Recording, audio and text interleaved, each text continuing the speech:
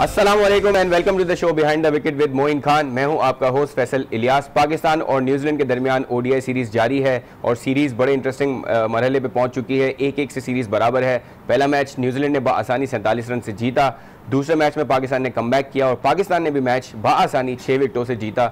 So finally Pakistan ODI में कोई match UAE की कंडीशंस में जीता है और न्यूजीलैंड के साथ 13वां मैच, 12 मैच लगातार पाकिस्तान हार चुका था। इससे पहले 13 मैच जीता है। सो कल का मैच बहुत इंपॉर्टेंट है, फाइनल मैच है और सीरीज़ जीतने के लिए जो टीम जीतेगी वो सीरीज़ जीत जाएगी। उसके साथ साथ आज टेस्ट मैच के लिए 15 रुकनी टीम की भी अनाउंसमेंट हो चुकी है। 16 नवंबर से टेस्ट सीरीज़ स्टार्ट होनी है और जैसा कि हम कहते रहे अपने शो पे, New Zealand is the strongest side. Australia से टेस्ट सीरीज़ जीतने के बाद पाकिस्तान का मोराल ज़रूर हाई होगा, लेकिन न्यूजीलैंड से जीतने के लिए टफ कंपटीशन होगा। सो इन सारी चीज़ों पर बात करने के लिए हमारे साथ हैं पाकिस्तान के साबिक टेस्ट कप्तान, टेस्ट क्रिकेटर मोइन खान साहब। मोइन खान साहब, बहुत शुक्रिया आपका शो पे होने के लिए। Thank you Faisal.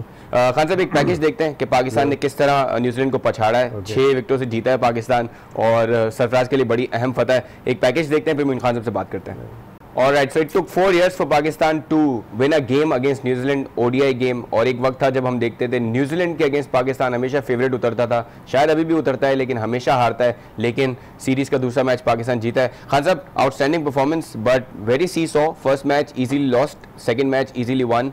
So second game में हमने देखा कि टीम डिफरेंट लगी और सबसे अच्छी जो इम्प्रूव्ड बात थी सेकंड गेम में वो ये कि हमारा फील्डिंग स्टैंडर्ड बेहतर था। सो ये फील्डिंग क्यों इतनी अच्छी बुरी चल रही है हमारी?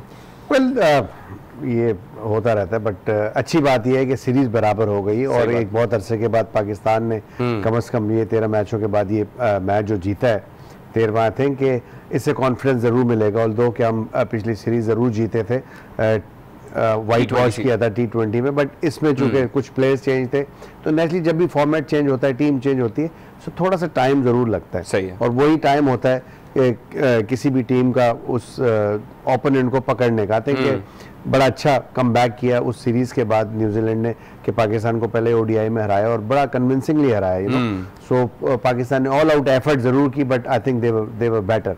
But in the second match, I think Pakistan were better, of course, in every field. Like जिस तरह फ़खर ने बैटिंग की है, but I think जो सबसे ज़्यादा वनडे क्रिकेट के अंदर जहाँ पे 50 ओवर आपको फील्डिंग करनी है, और अभी तो फिलहाल थोड़ा सा मौसम ज़रूर बेहतर हो गया, लेकिन दुबई, शारजा, यूएई का मौसम गर्म होता है, स्ट्रगलिंग होता है। सो आई थिंक अगर ये एनर्जी क्रिएट करेंगे थोड़े से यंगस्टर तो इंशाल्लाह फायदा होगा। बिल्कुल सही। हमने बैट्समैनों में बहुत सारी बात की, मजीद भी बात करेंगे कि हमारा मिडिल ऑर्डर कितना स्ट्रॉन्ग है और अगर हम 300, 350, 325 चेस कर रहे होंगे तो क्या हमारे शोएब मलिक, हफीज़ इतने केपेबल हैं कि वो बड़े स्कोर्स करके टीम को जिता सकते हैं। साथ साथ बॉलिंग की बात करेंगे। Stay with us, we'll be right back.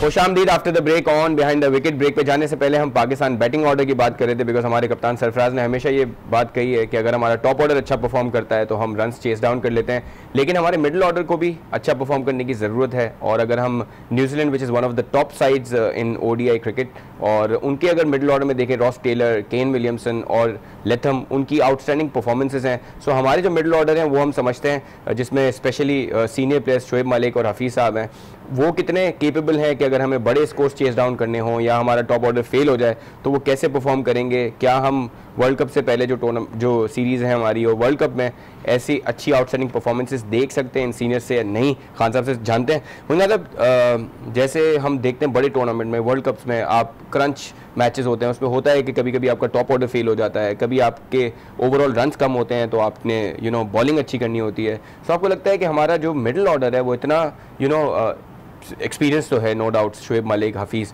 लेकिन बड़े मैचेस में जहां आपका टॉप ऑर्डर फेल हो जाता है, क्या हफीज़ और शोएब मलिक से एक्सपेक्ट किया जा सकता है कि बड़े रन्स कर सकते हैं पाकिस्तान के? कैपेबल हैं, प्रीवियसली किए हुए, ऐसी बात नहीं है कि आप एक्सपेक्ट नहीं कर सकते, एक्सपेक्टेशन तो होती है।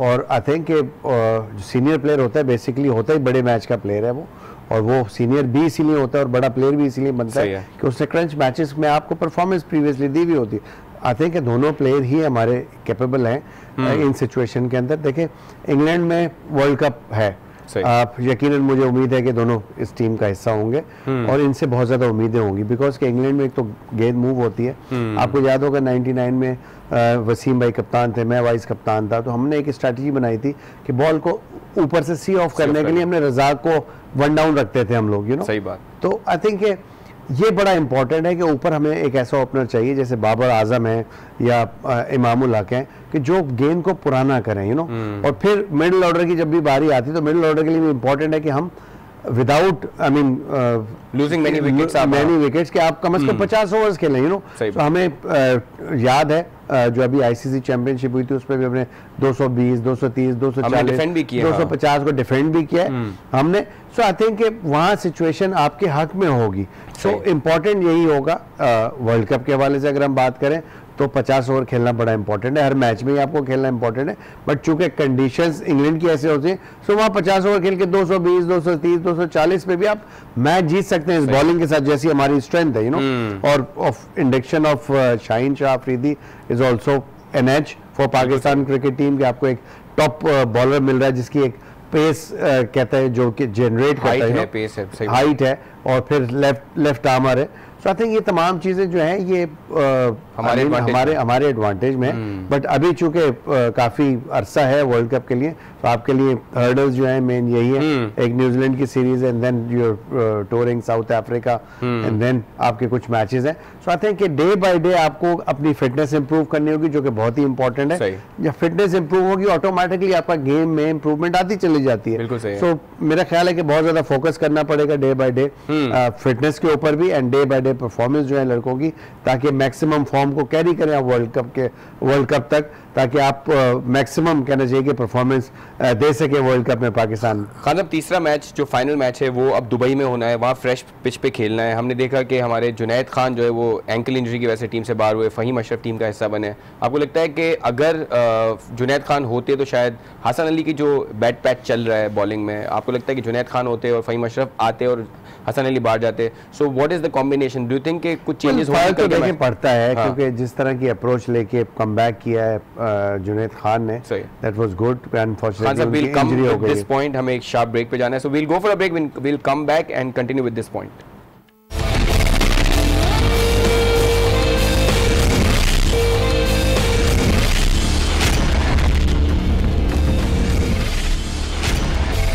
खुशामदीद after the break on behind the wicket. Break पे जाने से पहले हम बात कर रहे थे पाकिस्तान की बॉलिंग कॉम्बिनेशन की कि तीसरे ओडीआई में जो फाइनल ओडीआई है दुबई में खेला जाएगा, एक फ्रेश पिच पे मैच होगा ये, उसमें पाकिस्तान का बॉलिंग कॉम्बिनेशन क्या होगा, क्योंकि जुनैद खान एंकल इंजरी की वजह से सेकंड गेम में नहीं थे, हसन अली स्ट्रगल कर रहे हैं और इमाद वसीम हमने देखा कि सेकंड मैच में सिर्फ 5 ओवर कराए।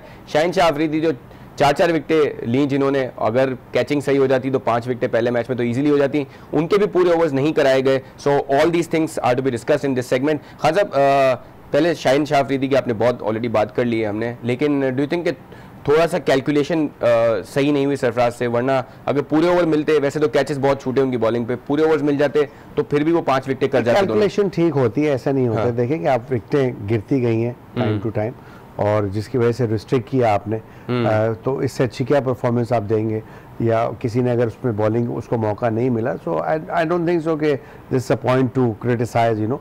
बट हमेशा कप्तान के माइंड में यही होता है, नो मैटर व्हाट आपका कोई भी अच्छा स्पेल कर रहा हो बॉलर, दूसरे बॉलर भी आपके पास होते हैं, उनको भी यूज करना होता है। सो आपने एट द एंड ये देखना होता है कि आप कितने रन्स पे रिस्ट्रिक्ट कर सकते हैं, यू नो।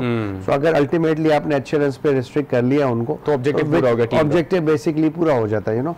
सो उस वक्त मैटर नहीं करती। अब चूंकि देखें शाहीन एक तो यंग है, यंग के अलावा इनके पास बहुत टाइम है भी, यू नो। सो आप हमेशा ऐसे सिचुएशन में अपने सीनियर बॉलर्स को ट्राई आउट करते हैं, यू नो, जिस तरह हमने देखा कि हसन ने आखिरी ओवर किया था। सर एक थोड़ा सा बताया, मैं हसन अली को जिस तरह सऊदी ने कूटा था पहले मैच में, आपको लगा कि थोड़ा सा वरिंग साइन है हसन अली के लिए और थोड़ा सा उनको उस देखिए स्टारडम से बाहर आके थोड़ा सा हर प्लेयर के ऊपर स्टारडम नहीं, बात यह है कि वो नेचुरली कोई भी प्लेयर की ख्वाहिश या कोशिश ये नहीं होती कि मैं अंडर परफॉर्म करूं या मुझसे परफॉर्म ना हो। हर एक की ख्वाहिश होती है, लेकिन आपकी इस गेम के साथ जो फॉर्म और आउट ऑफ फॉर्म है ना, वो चीज़ जुड़ी हुई है। तो आप कोशिश कर रहे होते हो, उसके बावजूद अगले की फॉर्म बहुत अच्छी होती है, वो आपको मारता है आपको। तो आई थिंक खाजा मेरा सवाल मेरा स्पेसिफिकली ये भी करना चाह रहा था मैं कि हमने देखा है कि बॉलिंग कोच आपके पास अजहर महमूद साहब बहुत अरसे से हैं, आपके पास बैटिंग कोच जो हैं वो ग्रांड फ्लावर शायद सालों से आपके साथ हैं, लेकिन जो प्रॉब्लम्स हैं हमने देखा मोहम्मद आमिर जो टीम से बाहर हुए वो इसलिए लोगों ने ये बात करना शुरू कर दी, उनका पेस खत्म हो गया है,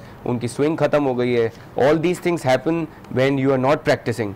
आप ज़्यादा जानते हैं इस चीज़ को, और बैटिंग में हम देख रहे हैं हम स्पिनर के अगेंस्ट स्ट्रगल करते हैं, हम शॉर्ट बॉल के अगेंस्ट में स्ट्रगल करते हैं, हम पेस के अगेंस्ट में स्ट्रगल करते हैं। सो आप खुश हैं अजहर महमूद और ग्रांट फ्लावर की परफॉर्मेंस से, या आपको लगता है कि कुछ चीज़ें अब कोचिंग स्टाफ में भी चेंज होना ज़रूरी हो गई तब्दीली के साथ? Just for the sake of changing तो मैं कभी भी इस चीज़ का कायल नहीं हूँ, बिकॉज की टीमें बड़ी मुश्किलों से बनती हैं, मैनेजमेंट भी जो अच्छी मैनेजमेंट है आपको मुश्किलों से मिलती है। अगर कंटिन्यूटी में अच्छी परफॉर्मेंस जा रही है पाकिस्तान की तो why should we, I mean ODI में तो नहीं जा रही आपकी कंटिन्यू? ओडीआई में तो आप ऐसे फॉर्मेट में ऐसा नहीं होता कि आप एक फॉर्मेट में कोई मैनेजमेंट रखें और दूसरे फॉर्मेट में दूसरी मैनेजमेंट रखें, तो ऐसा नहीं होता। क्रिकेट के अंदर मुश्किल होता है मैनेज करना, फिर आपकी टीम ही डिस्टर्ब हो जाएगी। I think they are doing well, और अभी तक जितना भी मैंने देखा है कि बॉलिंग हमारी इंप्रूव हुई है पहले से। हमने कोई ऐसे नहीं है कि हम 300 रन खाना शुरू हो गए वनडे के अंदर। आप 209 पे रिस्ट्रिक्ट कर रहे हैं, what else you want, I mean sir. लेकिन इन कंडीशन में तो 250 आपने यूएई में 250 जो है 250 प्लस आपने पिछले 20 मैचेस में आप चेज ही नहीं कर पाए। आप 20 मैचेस में सिर्फ एक बार 250 चेज डाउन कर पाए, तो ये तो कंडीशन ही 250। ये आपकी बॉलिंग का फेलियर नहीं, आपकी बैटिंग का बेसिकली। सर मैं ग्रैंड फ्लावर की तो इसलिए बात कर रहा हूं। ग्रैंड फ्लावर एट टाइम्स आपने परफॉर्म भी किया, बट ग्रैंड फ्लावर की अगर आप पूरी हिस्ट्री देखेंगे जब से वो बने तो बहुत बड़े डिफेक्ट्स हुए हैं पाकिस्तान क्रिकेट के अंदर, यू नो।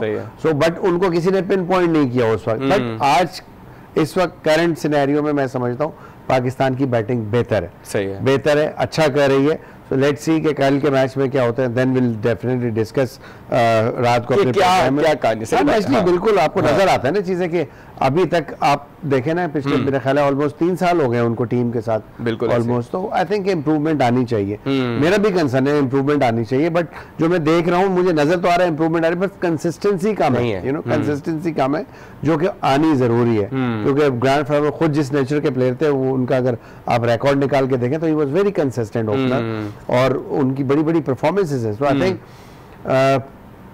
डिपेंड करता है एक तो कि जो हेड कोच है वो कितना उनको इंटरवीन करने दे रहे, कितना वो स्पेस दे रहे हैं तो वो अपना काम कर सके, you know. So head coach के ऊपर भी डिपेंड करता है ना, कि अगर हेड कोच सिर्फ कह रहा है कि मैंने ही बात करनी है टीम से, मैंने ही हर चीज देखनी है, तो आप just for the sake of के यार बैटिंग कोच होना चाहिए, बॉलिंग कोच होना चाहिए, सारे काम अगर हेड कोच कर रहा है तो इनका फिर जस्ट फॉर डेजिग्नेशन ही मौजूद होंगे ना फिर।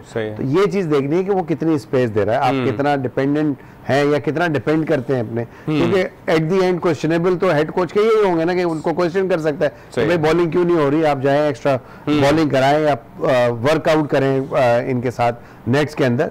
सो आई थिंक ये चीजें बड़ी इंपॉर्टेंट होती हैं। बिल्कुल सही है। खान साहब अगर जुनैद कल फिट होते हैं, हमने देखा था पहले मैच में जुनैद और हसन अली खेले, दूसरे मैच में फहीम अशरफ आए क्योंकि जुनैद अनफिट थे, एंकल इंजरी है, अगर जुनैद फिट होते हैं तो आप हसन अली को बिठाएंगे या फहीम अशरफ को खिलाएंगे? मेरा नहीं ख्याल कि इतनी जल्दी एंकल इंजरी आपकी ठीक हो जाती है, तो नहीं होंगे, फिंगर में उनकी प्रॉब्लम है। सो मेरा नहीं ख्याल है, तो मेरा ख्याल है फहीम अशरफ ही खेलेंगे, हसन अली खेलेंगे, शाहीन शाह खेलेंगे, you know. So may be एक चांस अगर आप चौथा पेसर डालना चाहें तो देन आपके पास मौजूद है, शिनवारी मौजूद है, यू नो। सो आपके पास स्पिनर भी मौजूद है, आपके हफीज बहुत अच्छी बॉलिंग कर रहे हैं, देन आपके पास शादाब मौजूद है बॉलिंग के अंदर, इमाद वसीम मौजूद है। इमाद वसीम को खान साहब हमने दूसरे मैच में सिर्फ 5 ओवर कराए, और हमने देखा पहले मैच में रॉस टेलर को उन्होंने आउट किया था। रॉस टेलर जो है वो लेफ्ट आर्मर से थोड़ा सा स्ट्रगल करते हैं, आपको लगता है थोड़ा सा ये भी हमने मिस रीड किया रॉस टेलर को जल्दी आउट करना? देखिए ये तमाम चीज़ें, ये तमाम क्वेश्चन रेज होते जाएंगे, होते रहेंगे, बट एट दी एंड मैं वही बोलूंगा कि अगेन देखेंगे हम जीते हैं तो हम जीते हैं, हमने 209 पे रिस्ट्रिक्ट किया है, which is a good thing. तो आई थिंक वहाँ किसी ने कितने बॉल ओवर किए, किसने कितने नहीं किए, वो इररिलेवेंट हो जाता है। सो आई थिंक जहाँ जरूरत होगी और वहाँ नहीं कराए जाएंगे तो नेचुरली हम एज ए क्रिकेटर, मैं खुद मुझे नजर आएगा कि आइडेंटिफाई मैं करूंगा कि वहाँ पे इस बॉलर को करा लेना चाहिए था, यहाँ गलती की, फील्ड सेटिंग ऐसे होनी चाहिए थी, प्रेशर डालते हैं आपने, प्रेशर क्यों ना। सो आई थिंक ये चीजें होती हैं, बट एट द एंड हम मैच जीते, हम अच्छा मैच जीते, हम कन्विंसिंगली मैच जीते, जिस तरह आपको हराया था 47 रन से, आपने बड़ा अच्छा 6 विकेटों से हराया। सो आई थिंक बड़ा अच्छा जवाब दिया। सो लेट्स सी कि अगले मैच में क्या होता है। ये इंपॉर्टेंट मैच है पाकिस्तान के लिए, यहाँ पे कहना चाहिए ना कि एहसाब तो दिया होगा कल। अच्छा खान साहब एक हमें जो डिफरेंस लगा पहले और दूसरे मैच में, जहाँ हम वन साइडेड हारे, दूसरी जगह वन साइडेड जीते, उसमें एक चेंज ये लगा जो हमेशा बात करते हैं कि Sarfaraz should go for the किल। अगर आप विकेट ले रहे हैं तो आपको इन कंडीशन में विकेट लेके जल्दी खत्म करने की कोशिश करनी चाहिए, 50 ओवर खिलाने की कोशिश नहीं करनी चाहिए। So do you think that was a bigger difference और सरफराज को? देखें यार, बात ये है कि अगर आप उनका स्ट्राइक रेट देखें तो उन्होंने ब्लॉक करना शुरू कर दिया था ना आपको, स्पेशली रॉस टेलर। वो उस वक्त शॉट्स नहीं मारे थे, शॉट्स मारते तो आपको विकेट मिलने का चांस था। बॉलिंग आई थिंक सही चेंजिंग हुई थी, हम कोशिश भी कर रहे थे पाकिस्तानी प्लेयर सारे के विकेट किसी तरह लें, बट आपके सामने जो टॉप प्लेयर रॉस टेलर जैसे मौजूद थे, सो उन्होंने थोड़ा सा गेम को स्लो कर दिया था, तो आपको इतना मौका नहीं दे रहे थे वो। अदरवाइज ये बिल्कुल ऐसी सिचुएशन में ऐसे ही होता है कि जब आप गो फॉर द किल ही होता है, जब आपको विकेट मिल गई तो आप अपने टॉप बॉलर्स के साथ पूरे अटैकिंग फील्ड लेके आप अटैक करते हैं और आप जल्द से जल्द खत्म करना है। I think at the end फिर अगेन मैं कहूंगा कि 209 अच्छा रिस्ट्रिक्ट किया हमने इन कंडीशंस के अंदर, जहां पे हमने देखे ना कि आप 41वें ओवर में मैच जीत गए। और व्हाट एल्स यू वांट, अगर पाकिस्तान की स्ट्रेंथ ये 50 ओवर खेलती जिस तरह पाकिस्तान ने मैच खेला तो हम 300 भी चेस कर सकते थे। सही है। खान साहब, दुबई में कंडीशंस ऑब्वियसली थोड़ी सी डिफरेंट होंगी। कल अगेन आप हमेशा ये कहते हैं कि अगर आप टॉस जीतते हैं तो आपकी बैटिंग की स्ट्रेंथ के हिसाब से you should win the toss and bat first. आपको लगता है कि कल भी यही पाकिस्तान को करना चाहिए? बिल्कुल करना चाहिए, बिल्कुल, क्योंकि देखें हमने पहले मैच में देखा था ट्रेंट बोल्ट की बॉलिंग, मैंने पहले भी कहा था सीरीज से पहले कि वो he can be lethal night में, उनका स्विंग बहुत और उनका बहुत स्विंग होता है, उन्होंने पहले मैच में हैट्रिक की। सो आई थिंक पाकिस्तान के लिए इंपॉर्टेंट ये होगा अगर टॉस जीतते हैं तो बैटिंग ही करें और कोशिश करें पूरे 50 ओवर करके अबव 250 रन करें, और हम कैपेबल है, हमारी बॉलिंग इतनी स्ट्रेंथ है कि पाकिस्तान टीम डिफेंड कर सकती है आराम से 240-250 रन। बिल्कुल सही। अच्छा सर, दूसरे मैच में जो हम जीते हैं उसमें हमने कहा बाबर आजम ने काफी खुल के खेला है और उन्होंने ट्रेंट बोल्ट को भी पाकिस्तान ने अच्छा टैकल किया। पहले मैच के मुकाबले में दूसरे मैच में 60 रन बनाए उन्होंने 10 ओवर में, कोई विकेट नहीं दी ट्रेंट बोल्ट को। Do you think that is also a good sign? Of course it's a good sign, but unfortunately आप देखें कि वो ट्रेंट बोल्ट की वो मूवमेंट नहीं थी जो नए बॉल में उन्होंने की थी, you know. So I think ये भी एक फैक्टर था, but of course we were ready to face him, you know, और हमने अच्छा खेला, उनको विकेट नहीं दी। यही अच्छी टीमों की पहचान होती है कि आपके अगेंस्ट जो भी स्ट्राइक बॉलर है आप उसको आराम से खेलें, उसको विकेट ना दें। तो दूसरे बॉलर तो आपके मौजूद होते हैं ना हिट मारने के लिए। बिल्कुल। अगर आप हम ऐसा होता था जब मुरली के साथ खेलते थे तो हम मुरली के अगेंस्ट भी ऐसे ही करते थे कि बस 3 रन पर ओवर जाओ, that's it. Very true. Khan साहब, आपका बहुत बहुत शुक्रिया। हम कल दोबारा मुलाकात करेंगे अपने व्यूअर्स के साथ। 15 रुकनी टीम फॉर टेस्ट मैचेस जो 16 नवंबर से स्टार्ट होना है वो भी अनाउंस हो चुकी है, उसके बारे में बात करेंगे। तीसरे मैच में पाकिस्तान को पूरी अच्छी उम्मीदें और पूरी अच्छी विशेष है हमारी तरफ से। उम्मीद करते हैं पाकिस्तान अच्छा मैच के लिए। कल आपसे दोबारा मुलाकात होगी। Keep watching our show in our channel. We will see you tomorrow.